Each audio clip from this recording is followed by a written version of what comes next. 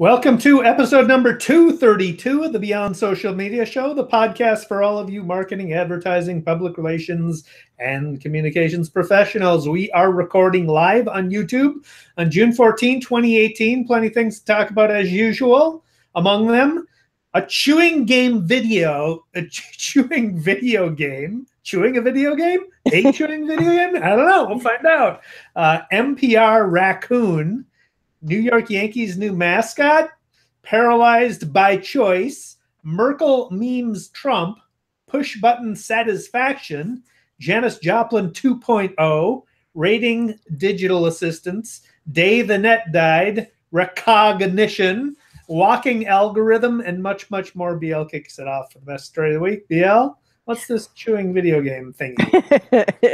Well, here's the deal. Up until now, there have been all kinds of methods to control video games. The keyboard, the joystick, the mouse, the console controller, even dance platforms and gyroscopic controls in your smartphone. However, there's never been a game you could control by chewing gum. So thanks to Tic Tac, which has just introduced its first gum, which happens to be sugar-free.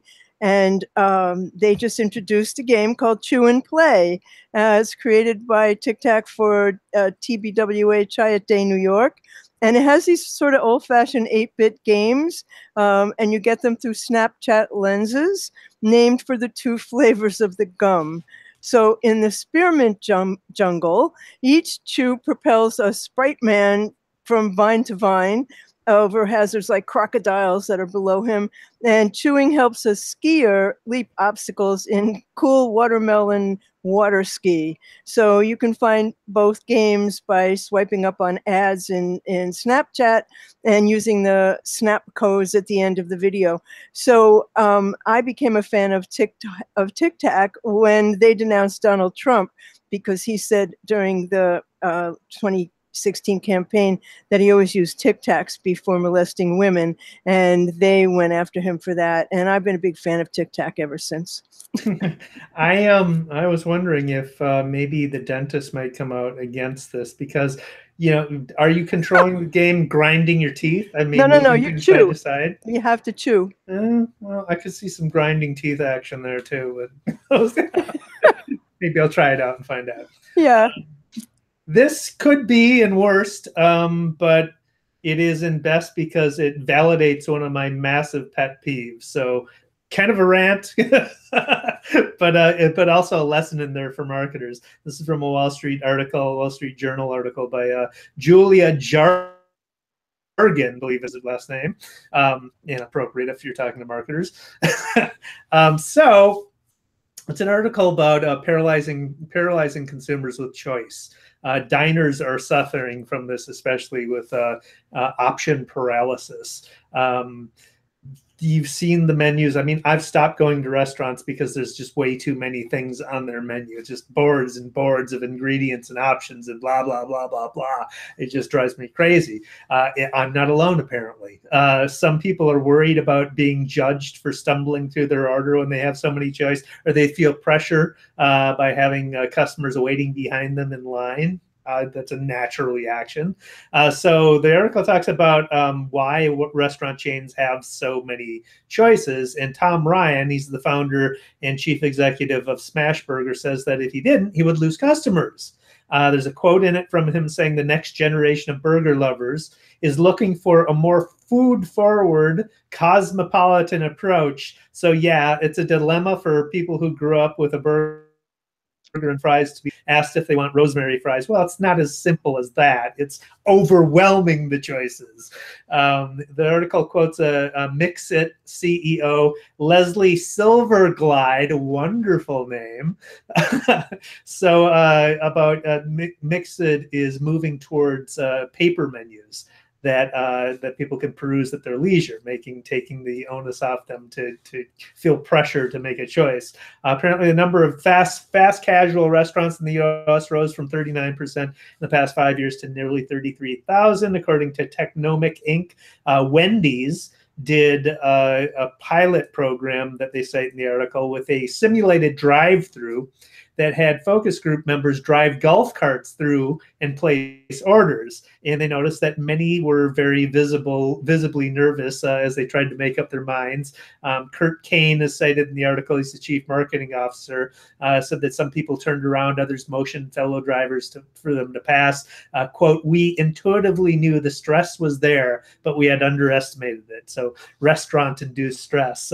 There was a woman cited in the article who just stopped going to assembly line restaurants with these small, sprawling menus. That's kind of what I do. She actually once avoided Starbucks too, because she was worried about bungling Italian words. So when you order a Starbucks, if you haven't been there, they call their small, medium, large venti or grande or something else. And you know what? I love the Italian language. If I was to learn a language, it would be Italian. It's a musical, beautiful language. But don't force me to learn a foreign language when my English words are perfectly suitable to the task. I go to Starbucks every day and order a medium dark chocolate. So there's that. But thank you for this article, because I feel the same way. These menu choices are out of hand. You know, it used to only be diners that had these menus that were like books, because they sold, you know, they were open 24 hours and they sold breakfast, lunch, and dinner. But now you're right, it's every place. It's kind of crazy. But speaking of food, in New York, we have kind of a different food situation. So I'll get to the food part of this, but the Staten Island Yankees have, which is, what is that called when they're not the official? Minor league. Yeah, the minor league Yankees had a fan chosen name. They had a they asked the fans to vote and suggest names, and you all remember Bodie McBoatface. So one here is the Staten Island Pizza Rats, and they've gone all out. You know, why they waited this long to make their announcement is probably because they were getting merchandise made and getting the website built. Right. So you remember who this is named after, right? The New York Pizza Rat in the subway. He became a viral sensation when he was filmed dragging a slice of pizza down the subway stairs. So his picture with pizza is among the many things that you can buy for yourself on a t-shirt or a hat, or it's really very funny. So I've included the video of Pizza Rat in case you never met him. A crowdsourcing naming contest that went right. Imagine nice, that. Nice. So this is a fascinating article in the New Yorker by David Owen about measuring customer satisfaction. Everybody wants to know how satisfied their customers are. There's all kinds of things that people do to try and measure that. Among them, really long surveys, in-depth surveys that nobody takes. The problem with those is either volume, you don't get enough data, or self-selection. Only a certain demographic, a certain type of person is going to spend a lot of time filling out surveys. So there's this company cited in this article called Happy or Not, all concatenated, one word, happy or not, right? It's a Finnish startup that measures customer satisfaction, but they do it in a very particular way. They have these customer-operated devices that look like Fisher-Price toys. They're battery-powered terminals with 4 big push buttons. One button is dark green and it has a smiley face on it. Another is light green and it has a little less smiley face on it. Another is light red and it has a sort of a frowny face. And another is dark red and has a very frowny face. You see where this is going. So these are installed in stores, and as customers leave a store, a small sign asks them to rate their experience, and all they have to do is simple choice, right? Restaurants, just are you happy or not? Basically, slap a button, and that records that interaction, that customer sentiment, and it timestamps it. So they were hired by a European gas station chain to measure customer satisfaction at 150 plus outlets. And one gas station rapidly emerged as the leader in customer sentiment, and then there was one that just fell away behind. It was the worst performer. So the chain's executives swapped the managers for those locations, and within a short period of time, the store at the top of the original list was at the bottom, and the store at the bottom was at the top, and you know what the problem was, right? Oh, that's great. Yeah. So I mentioned the problem with polling is just gathering the responses. They have enough data, but these things make it easy for people to give you their opinion, and they will, and they'll give you enough opinions, enough volume so that you have legitimate data. They can register thousands of impressions a day. They're self-explanatory, right? Customers know how to use them. It's not, you don't have to explain them. They can use them without breaking a stride as their way out the door. Simple and easy. The responses are anonymous. They're time-stamped, as I said. So there's another company was cited in the article. A Swedish sofa retailer hired them to help understand a sales problem. So revenues were high during the late afternoon and evening, but low during the morning and early afternoon. Well, who buys sofas in the morning? That wasn't the problem they were figuring out. The customers felt most satisfied during the hours when sales were low and least satisfied during the hours when sales were high. And so the executives realized for years they'd been looking at the problem the wrong way.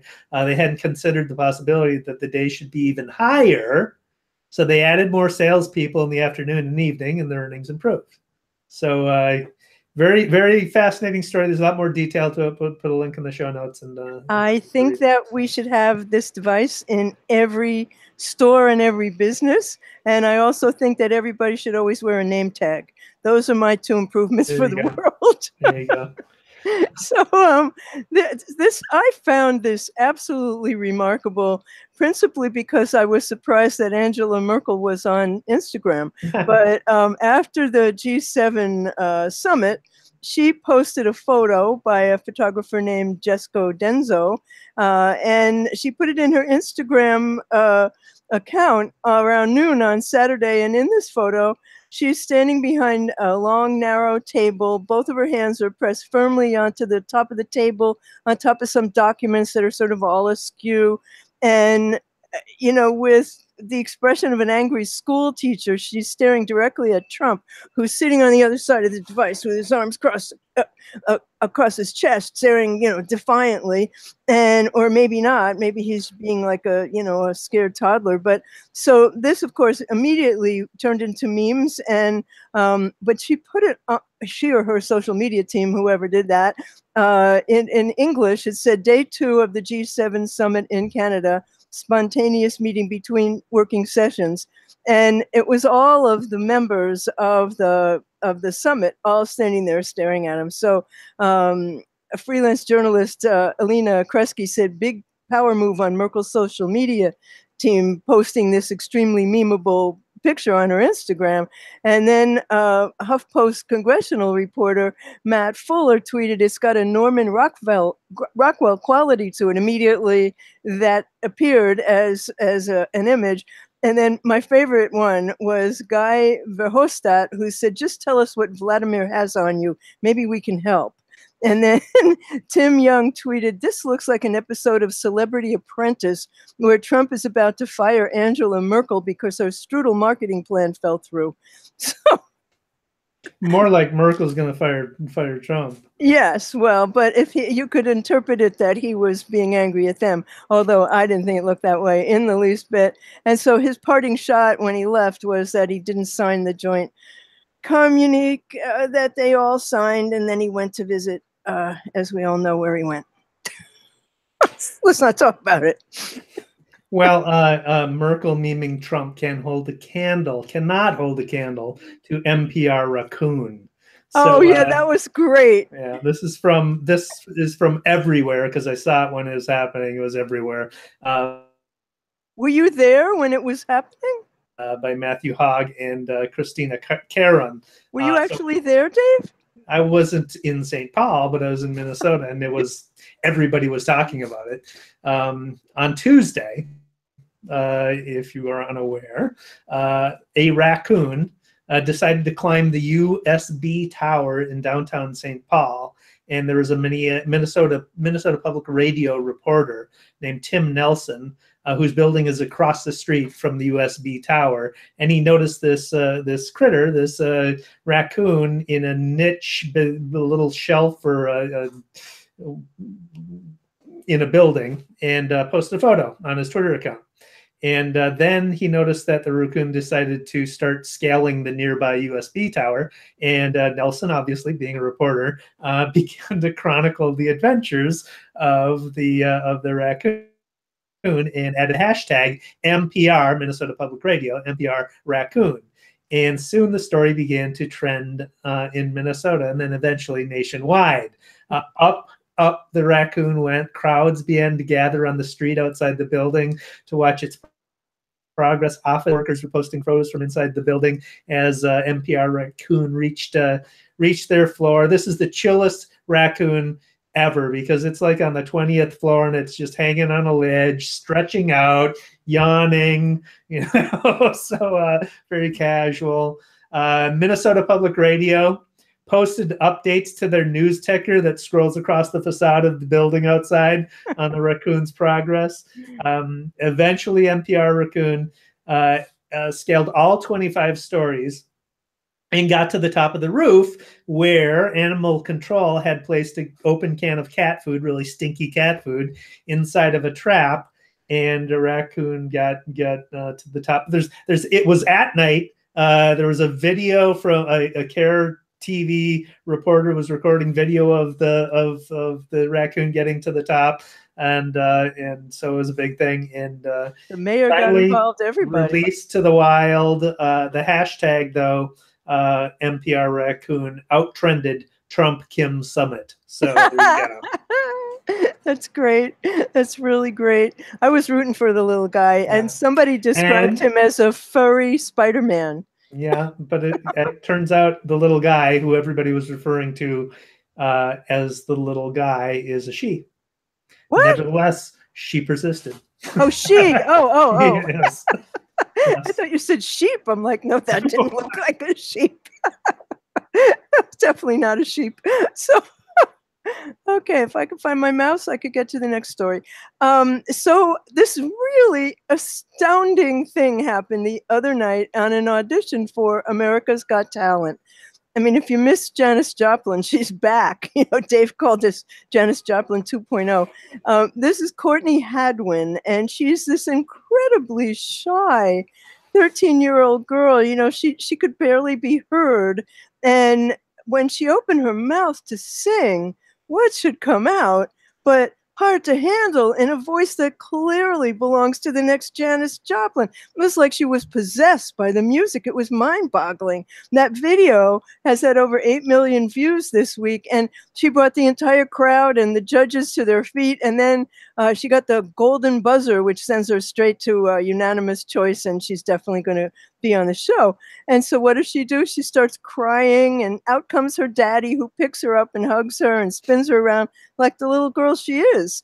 And she's gained several thousand followers on Twitter this week, and she's adorable. But what this voice comes out of this little person, it's mind-blowing. It's like she's channeling Janis Joplin. You got to hear this. It'll be on the show notes. Very good. Very good. No transition here. Don't always need a transition. Yeah. So one of my favorite topics was addressed by Stone Temple. Eric Enge wrote the post for Stone Temple. They are I believe they're a marketing agency, but they did a test of smart speaker personal digital assistants, and they tested 4,942 queries on 5 different devices. So a big set of nearly 5,000 queries they asked of 5 different devices, including Amazon Echo, Cortana, Google Assistant, both on the home and on the smartphone, and Siri. I didn't say the wake word in my Echo in the other room went off. Anyway, so they're comparing the accuracy of them and in answering informational questions. And not surprisingly, I've said this over and over again, Google still answers the most questions and has the highest percentage answered fully and correctly. So because it has all the World Wide Web at its disposal, it's got a lot of content to answer questions. Cortana had the second highest percentage of questions answered fully and correctly. Echo made the biggest year-over-year gains, answering 2.7 times more questions than last year's study. And Siri still sucks. Siri still falls behind on everybody. I gotta tell you, Siri really is stupid. Yeah. They gotta do better than that. They just really do. Who makes Cortana? Microsoft. Ah, I didn't even know they made one. So I think that brings us to bad news, huh? It does indeed. Well, this is really rotten news. I mean, we knew it was coming, but now it's completely official. Net neutrality is really over. And there's from stories in the New York Times by Keith Collins and Farhad Manjoo. The Federal Communications Commission repeal of net neutrality rules happened on Monday, and these are the rules that had required internet service providers to offer equal access to all web content. So the FCC officially overturned the 2015 Obama rules that prohibited providers from charging more for certain content or from giving preferential treatment to certain websites. So what does this mean to us now? It's a terrible thing. Internet providers we've talked about this before, can start selling packages similar to the ones you get for cable TV. So you might end up paying a premium for social media, for example. You want Twitter and you want Facebook? Great, that'll cost you. And instead of basic cable, you might be forced to pay for access to more than a basic number of websites.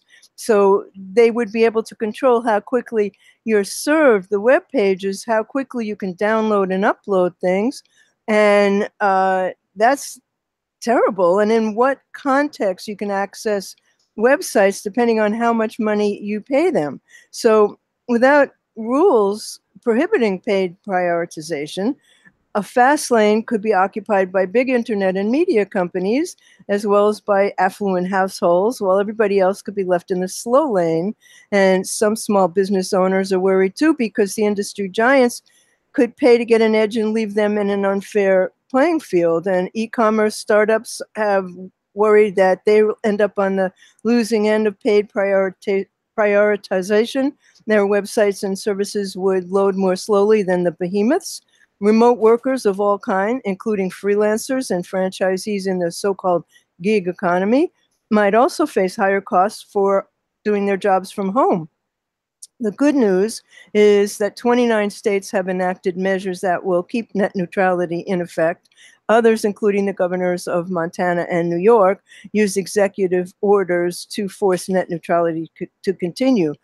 The sad news, the internet has already changed. In his column, State of the Art in the Times, Farhad Manjoo said, today the internet is run by giants. A handful of American tech behemoths, Apple, Amazon, Facebook, Google, and Microsoft, control the most important digital infrastructure, while a handful of broadband companies, AT&T, Charter, Comcast, and Verizon, control most of the internet connections in the United States.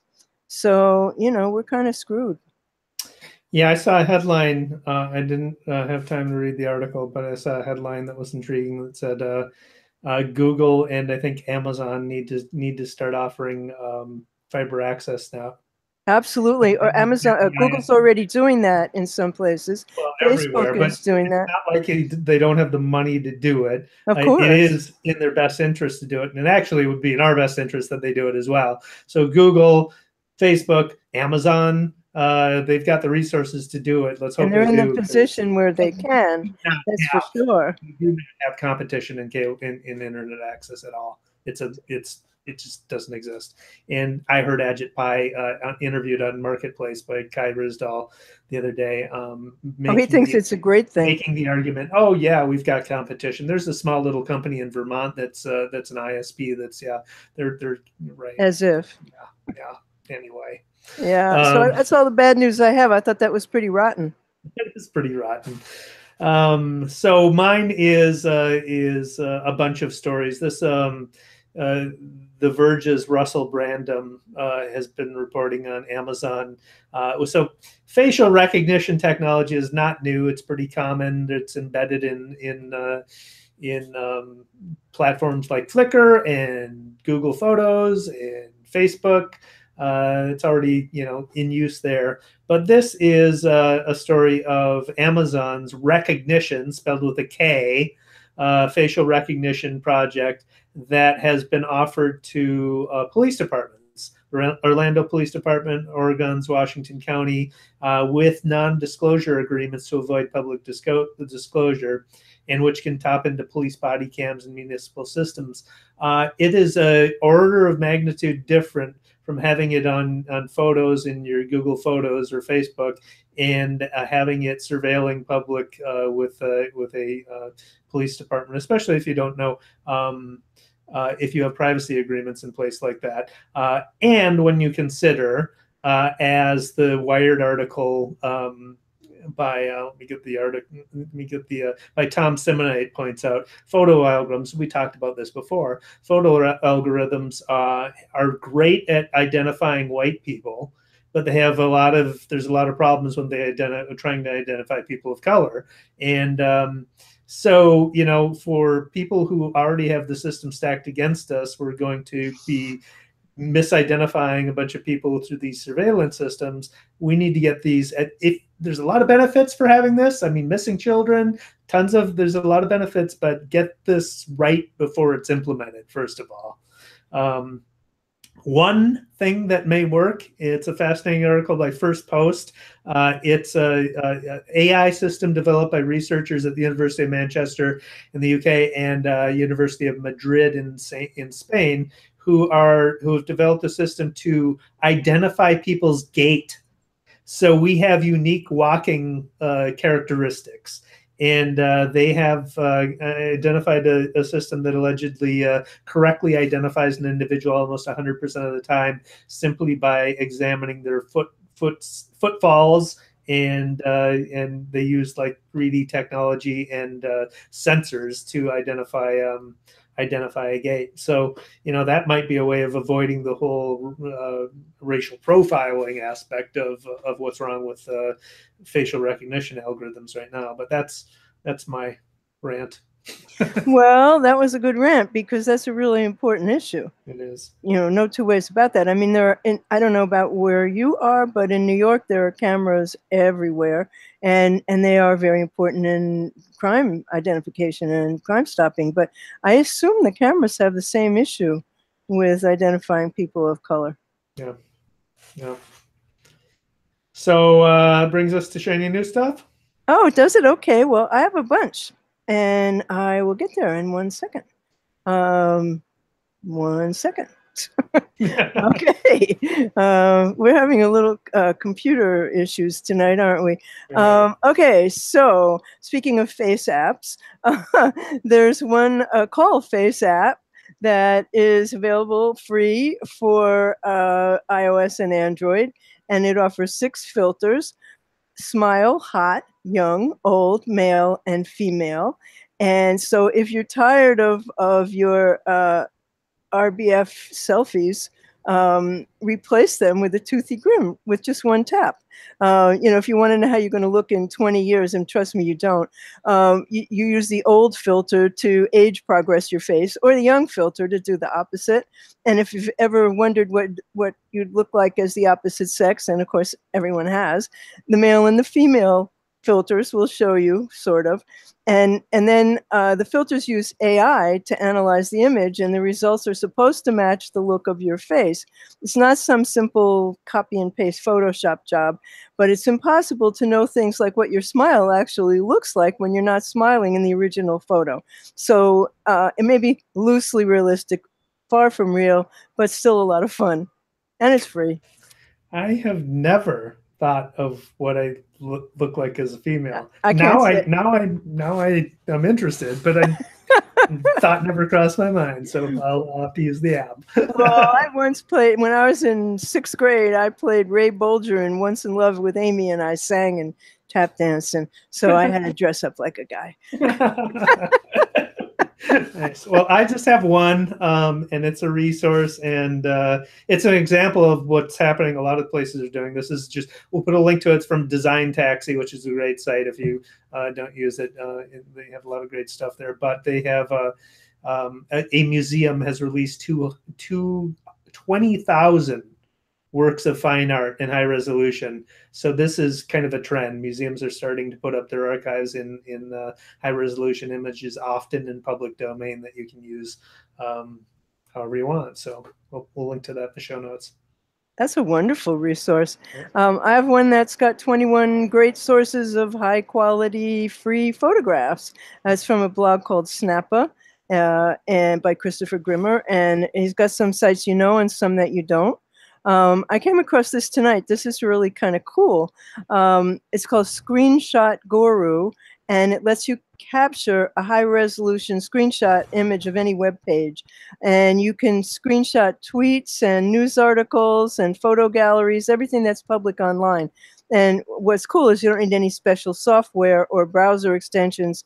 It just works. You just put in the URL and in the input, and then you do the capture, and you hit screen capture, and you have right away the image of the full page. It doesn't pick up, like on our site, it doesn't pick up stuff that has dark backgrounds.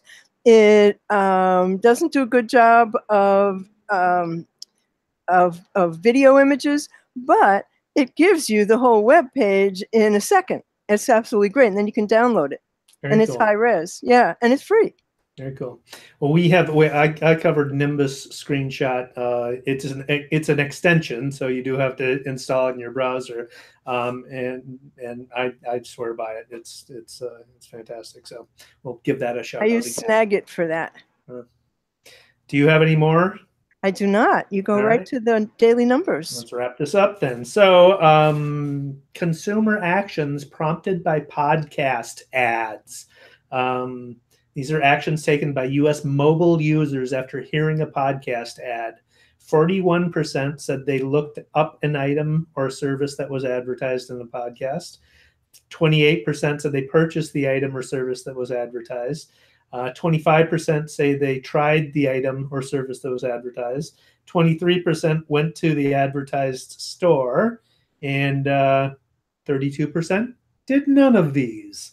But those are pretty good numbers. Those are pretty good numbers. Those are great numbers, you know. I mean, it makes so much sense. You're at a podcast because you want to be there. It's a trusted source. And so that makes a lot of sense. You're listening closely, and you might learn something that you would want to try. Absolutely. I've done that. Yeah, I don't think I would have ever heard of or been interested in Blue Apron, for example, or Casper mattresses, but for podcast advertising. So I haven't tried Blue Apron, but I'm all about the idea anyway of meal kits. So I probably will sometime. Well, we're certainly open to advertising if you would like to try it with us. So that brings us to the end of episode 232 of the Beyond Social Media Show.